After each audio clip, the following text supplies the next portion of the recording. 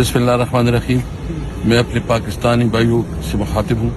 मैं उनको ये कहना चाहता हूँ कि हम न घबराए हैं न पीछे हटेंगे इंशाअल्लाह ताला।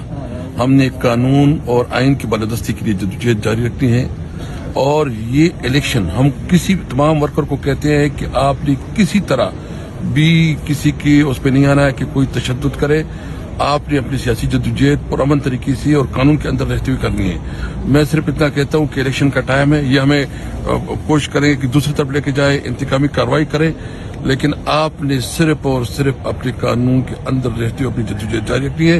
इलेक्शन आना है, आप सब जो है ना इमरान खान बनेंगे, आप सब जो है ना असद कैसर, और आप सब पाकिस्तान की आवाज बनेंगे। आप लोगों ने इलेक्शन जितवाना है, 2/3 मेजॉरिटी इलेक्शन जीतेंगे। हमारा एक ही मुतालबा है, पाकिस्तान कानून के मुताबिक और आइन के मुताबिक चलाओ। पाकिस्तान में कानून की बालादस्ती होनी चाहिए और पाकिस्तान में तमाम सियासी पार्टियों को लेवल प्लेइंग फील्ड मिलनी चाहिए।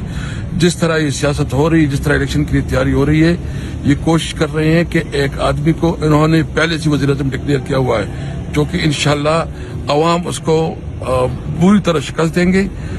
फैसला अवाम ने करना है, खवास नहीं। आप अवाम ताकत आपके हाथ में है।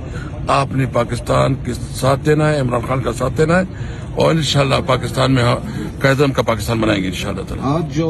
आज जो आपको पकड़ रहे हैं, जिसमें आपकी जमानत हुई भी है, ये बेसिकली जो मेरा आज हुआ है वो आपको पता है कि सारे सियासी इंतकाम है।